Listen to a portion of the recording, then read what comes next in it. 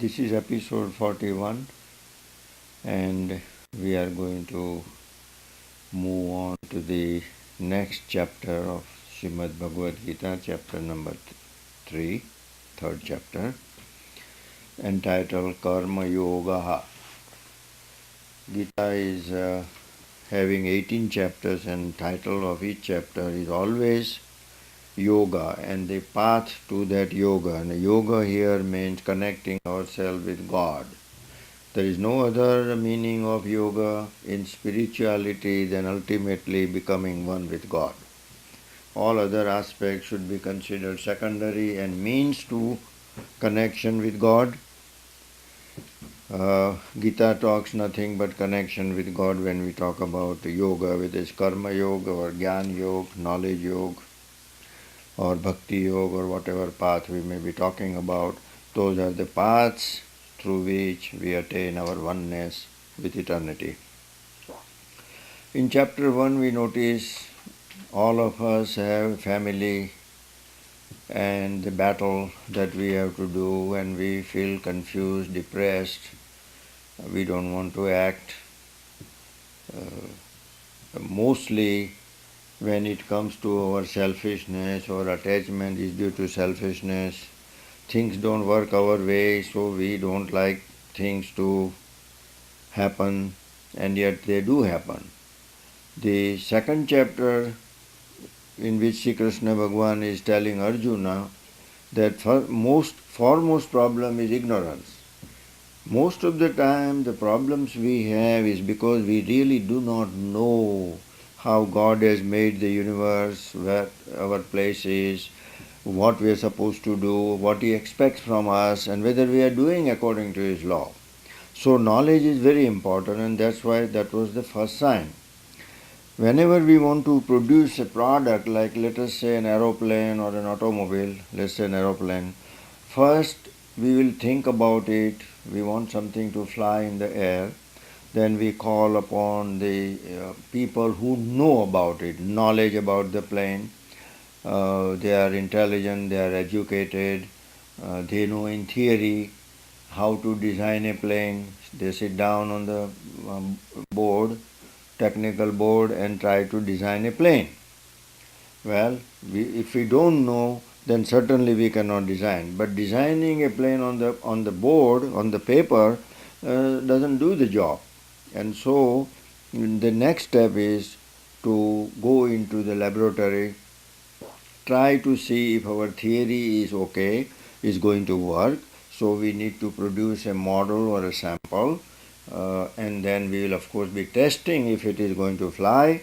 When all the bugs, as they say, are removed, then we will be sure that the plane is going to fly, and they will go in production. And once it goes in production, then we will have salesperson who need to go and sell it to those who need it. Those who need it will buy it and use it, and of course their motive will be profit, but they want to operate it. And once it is in the operation, everything is profitable, the people are traveling, then we know that our whole project is a successful project. Anything cut off in the middle until it is useful, the job is not done, project is not done. So in our case, Arjuna has to fight this just war. Lord has said that it is our duty to fight a just war, and Arjuna is still, in spite of hearing about body and Atman, God said that there is no destruction. What you think of destruction is inevitable, and whether you fight or not, it's going to be destroyed anyway. By very nature, our body is being destroyed every moment. The whole universe is going into the changes, and change means destruction and creation. So whenever there is destruction, there is creation, and so we go in the cycle. But there is also a stage which is beyond this, which we talked about as Brahma Nirvanam, or a place reaching that other shore. Reaching there, we don't have to return, we are eternally happy. That is the state we are looking for in spirituality. That is what we are talking about in awakening in Arjuna. His duties, proper duties as a Kshatriya, and to fight and to win and to rule and enjoy the life, to fight our enemies, our vices, and once we do that, then fighting and not fighting, we will be eternally in peace. So then the job is to now perform action, karma yoga. It is action that is very important. No matter how intelligent we may be and how much we talk, if we don't put in action, if we cannot execute it properly, if we cannot efficiently do it in time, things that will be workable, perform it, not just break down halfway, then we will say that we have efficiently performed the task. And in performing the task, the beauty of this yoga, this third chapter, is that in performing the task, we would have finished our journey. So if we pay attention to chapter 3, one thing we need to know is action. And actions have many phases.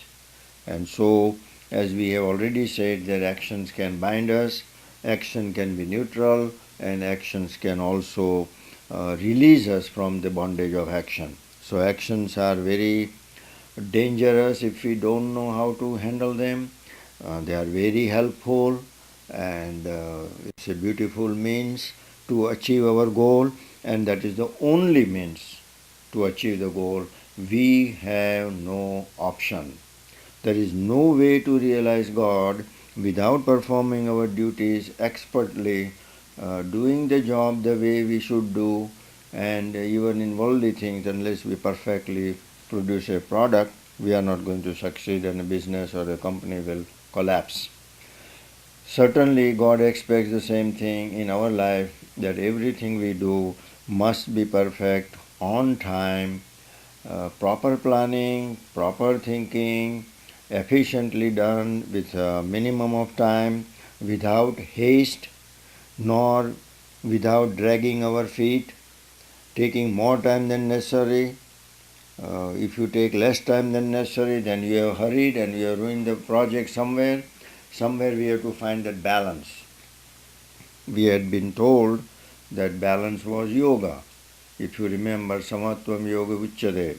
So, if that was the case, then in our life also balanced action will be what we have been talking about. We must plan, we must execute, we must do it in time, at appropriate time, and make sure that it is available for use. So let's see what Shri Krishna has to say. One thing we notice that Arjun is still not getting up, so obviously the task of explaining to him or bringing him out of his depression is not done. So theory is not always enough. Another thing we notice in religion, particularly in the production, it doesn't work. It is naturally, everybody knows that unless you produce, you are not going to succeed. But in religion, most of the time people think that if we simply go and sit there and listen a lecture, attend some ceremonies, then we have done the job. Or read a book, we read and write, and we feel that that is all the religion demands from us. I do not know where this idea came, but Gita knew that. So Sri Krishna Bhagwan's specialty, because in Upanishadic time, the saints who really gave us the knowledge of realization had already gone through the actions. They had performed these actions in their life. Most of them were successful in the previous life, but they found that it was not sufficient. It was not giving them the joy. They were simply slaves, and they did not get something eternal, something they can count on or dependable. So then in their advancement towards spiritual goal, they came to a conclusion that actions must be performed in order to become perfect. So Shri Krishna Bhagwan's specialty in injecting this particular phase of action is what really is most useful to worldly people. We who are always in the world, and there is nobody who is not in the world. Even saints are in the world, and even saints are always performing some actions. For saints who have no desires, any direction they give us is also an action. So we will need to know what really action is, and we will move on. Now let's see, Arjun is still really indirectly saying, why should I fight? As long as he doesn't get up, that is his question. Why should I fight? I am not convinced, no matter what you say. So we need to repeat. Sri Krishna repeated enough times about body and action, body and Atman. He also talked about even performance, but nothing is going into Arjun's head. There is a big block.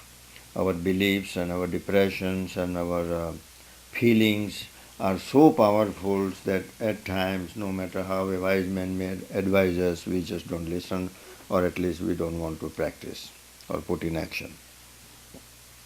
So Arjun's case is the same. In slok 1 and 2, again he is asking. Somehow he wants to prolong the situation. Maybe he hopes that by his argument he may find a way out and Sri Krishna Bhagavan may agree with him to withdraw. So he will continue his arguments. Often we say that there is repetition. Well, there is repetition. I would call it there is a sweet repetition. How long a mother has to tell a child not to put his hand in the fire? Well, I would say as many times as he puts his hand in the fire, she will have to keep telling him not to put it. If it is 100 times, she will have to say 100 times. If it is only one time, then she will have to say only one time. Next time she won't have to say. So until the task is done, we need to remind and repeat ourselves. So we must recognize that if there was a need to repeat, that means we are not listening. We are not performing. We haven't finished the task. Nobody loves to repeat. But repetition is necessary because we worldly people really don't want to do this thing because of our ignorance. And that is why if you find repetition, that simply reflects on you. That you are not getting up, you are not grasping, and you are not going to perform. You are still sitting there with your hands folded and legs folded, thinking that by listening, your job is done. That is not what Karma Yogi would say. So let's see now what Arjun's plan is, a secret plan of how to avoid war. That is always the sansari's attitude, secretly, somehow, how to make everything work the way he wants according to his views. We all do that. We all do that. We don't like to change. Change is very difficult. To change our views, our sanskar, our beliefs. We have been taught. We suffer, but we don't like to listen. Even though we suffer, we don't want to take medicine because it is bitter, or our habits are such that our habits don't allow us sometimes to change, even if we have a little desire to change. Little desire to change does not work because the habits are so deep rooted and so powerful that we need a very strong desire, what we call mumukshatvam, a strong longing to get rid of our disease or our problems. Just ordinarily saying, yeah, I will do if it is possible, I will try, I will see, I will wait for a right opportunity, all this will not work. This is nonsense and excuses that we are really not going to do. And that certainly is not going to work with God, and it's going to hurt us only. So Arjun's attitude right now is still, no matter what Lord says, he just want to wait and drag on and on until see whether he is right or whether Lord is right and what may happen. So let's look at slok number 1, in which Arjun says, Jayasi chet karmanaha te mata buddhi janardana tat kim karmani gore mam niyojayasi keshava व्यामिश्रेण इव वाक्येन बुद्धिं मोहयसि इव मे तत् एकं वद निश्चित्य येन श्रेयः अहम् आपनुयाम्.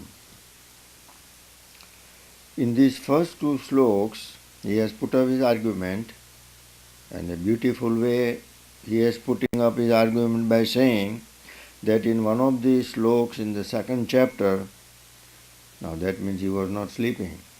He was not yawning, and his mind was not roaming like yours, thinking about something else while sitting here. Obviously, he said that at one time in that chapter you said, talking about Atman and the body, and talking about the karmas, that it is superior not to work. Jayasi chet karmanah te mata buddhi janardana. You said that buddhi or intellect is superior to karma. Then why are you putting me in this terrible karma, terrible war of destruction? Why are you leading me into that? You already said that your intellect is more superior than the karma. So Arjun is now interpreting his own way. That is one of the things we do. Right now we are in a mode of convincing everybody else according to our thoughts. So he is interpreting and almost telling Sri Krishna that he doesn't know what is he talking about, as if. That is another difficulty. When we don't understand and we want to insist on our way, we even try to blame the other person that he is at fault, that he is not telling the way he should do, because we want to hear exactly what we like. And as long as he is not telling what we like, we are going to find faults with them, because we can never find fault with ourselves. The worldly never wants to find fault. I have never found any worldly person, husband, wife, or children, or student, saying that I was wrong. Loudly and clearly, nobody has said that I am very, very sorry, I was foolish, I was stupid, it was egotism, that I insisted on my way, and I am sorry, I will try to correct it. I haven't found one person yet. Now, what does that tell? That tells how ego. Remember, we talked about nirmama, nirankara. The ego is so deep rooted that ego does not allow us to go against it. So, Arjun now then, his ego is that he doesn't want to fight, so now he says intellect or discriminative faculty, because he was talking about discriminating between body and mind and things like that. But here, the karmana that he is thinking is vidhi or rituals. Arjun knows about karma only in the form of rituals, because he has talked about it in the first chapter about going to heaven, and it will be violence and all this kshatriya and family and what will happen to their wives if the war. All his notion of religion was nothing but ritualistic. That is all he had learned. So obviously he is in that field of ritualistic karmas, and he is confused with this understanding of Atma and body. So he says, I understand you are talking about knowledge, and therefore knowledge is superior to karma. Then I will rather take the knowledge and not do any karma. Tatkim karmani gore mam niyojasi Keshava. O Keshava, hey Janardan. Janardan means one who loves the people, one who removes the misery of his devotees. And Keshava is the one who has his senses under control. So he says, O Janardan, hey Lord, Keshav, why are you leading me into this terrible karma of destruction when you know that intelligence and discrimination and knowledge is superior to karma? By this vyamishrena eva vakyena, this confusing, mixed message that you are sending. And whenever we want to defend ourselves, we can easily say that you are sending a mixed message. I am not clear what you say. And really it is true that we cannot convey by words what we feel. I am constantly finding more and more I talk to people and they try to bring their problems. One of the biggest problem of communication is not the words but the feeling behind it, what they really mean. And that is why it would be really wise to go over an issue in several ways, maybe in several words, and take time to make double sure that we mean what we say, give some examples maybe. I think that would be the best thing, to give examples in life, what has happened, and explain from that happening. Whatever we can convey to the other person what we mean or what we want or what we are saying, that will be worthwhile spending our energy in explaining, rather than we stay in confused and we execute things which will be unfortunately against our desire, and we will have more trouble. So pay more attention in thinking, in conveying, and make sure that the person has understood as well as you wish them to understand, and that you have understood their understanding also. It is always to be mutual, that we are on par with each other. We are in the same frequency. If we are not in the same frequency, then the sound will not come clear. Then the camera also, if it is a rangefinder, two images, if they don't superimpose perfectly, you will not have any image at all worthy of looking at it. So, in this life, one of the biggest thing is harmony. It's not just talking. In United Nations we talk, in assemblies we talk, in every country they have this political organization, debates in universities, in religion. I don't think anybody is listening to anybody. Everybody is talking and everybody is just hoping that other people will listen. This is one of our biggest problems. Spirituality found out that less we talk and more we listen, and listen means understand, and then practice, that will be the best thing. But the worldly people are going to do it quite opposite. Since they don't want to perform, they will talk more and thinking that talking has taken care of everything, like listening in the case of religion. Talking is not performance. Talking is not the end of the task. Performing is the end. Performing to our satisfaction and that we have benefited out of it, like medicine. Simply getting prescription, which is the second chapter, or the knowledge, is a prescription. Job is not done yet. We have examined the problem, we have found the medicine, but we haven't done yet anything. We have to move on. Go to the druggist.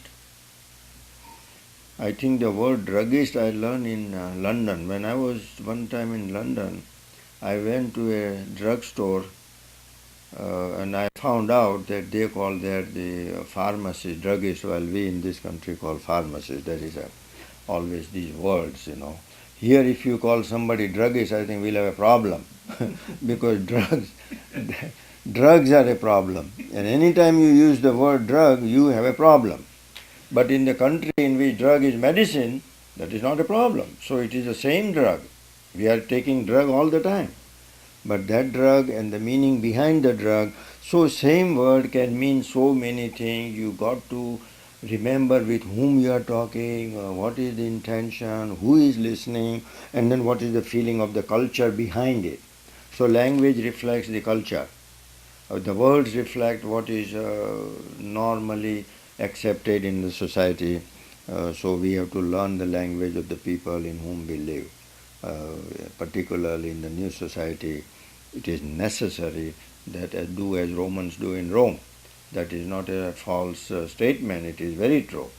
If you go to India, you have to learn the customs of India. If you go to America, you should learn the customs of America.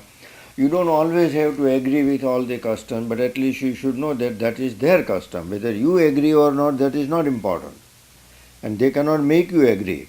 But if you know it, then at least you will not hurt them. You are in their country, you have to follow their customs. You don't go and preach them why they are behaving that, but you have to change or at least understand them, so there will be less problem. Same thing with worldly and spiritual world.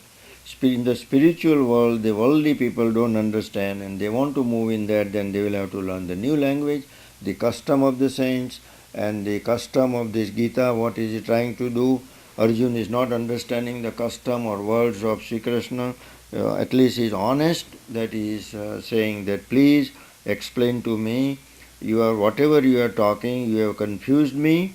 Buddhi mohayasi eva me. You have deluded me. You have deluded my intellect. That's for please say only one word, one goal, one path, following which I will get my best. In other words, I will achieve my goal. Shreya here means really spirituality, if we are talking about spirituality. And Shreya in the worldly thing is successful. In the world also we need to be successful, so that is also called best. Best in the world and best in spirituality. We should be after Shreya. First, we should be after the best in the world, perfectly practicing what we should be. I'm not talking about best means always the most expensive thing. I'm talking about whatever you do your best.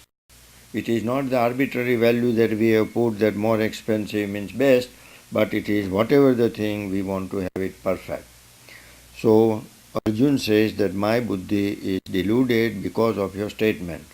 Amazing as it is, he has courage and we would say guts to say to Lord that he is the cause of his confusion, while we all know that Arjun himself, because of his attachment to his relatives, he is all in confusion. He also said that because of my Swajanan, I am confused. He has already made the statement, but now he finds something to accuse Sri Krishna Bhagavan that he is the cause of his confusion. Amazing as it is, this shifting Prakriti, if we don't keep the goal, we will easily be moving from one point to other like a monkey jumping from one branch to another. We don't focus. We don't know what issue we are talking about. The minute we talk about issue, somebody brings in another one. We forgot what we were talking about. We go to the second one. Before the second, because nobody has real interest anyway, just talking. The third person comes and he throws in a third monkey wrench. And so nobody knows what our goal is. So I personally feel that it is not easy. And saints are the only ones who knows the goal, that we are supposed to go to God, and no matter how you try to talk, he will never be confused. Believe me, the worldly people are so easily confused because they have no goal. They have no goal. They just want to please everybody or themselves. Whatever talk comes, they go on and on and on. And they wonder even what the goal was. I remember one time I was attending a conference and a seminar, and we were about 14 people sitting on a round table. All the tables were arranged in a circle. And the guy who was leading us in seminar was teaching us something, the difficulty of communication, how we are very poor in communicating. And so we were supposed to transmit the message to our next person in his ear. Don't talk, just whisper, and whisper in his ear so almost nobody can hear. So that's fine, we were told that. Now then, he gave a message, written message to one person, and then he said, you just transmit this message to your neighbor, and then the neighbor will transmit to his neighbor, and the 14th person, we will see what message he gets. And so he, as I remember, he says, Marilyn Monroe was driving a pink Cadillac. That is the message. Marilyn Monroe was driving a pink Cadillac in Hollywood.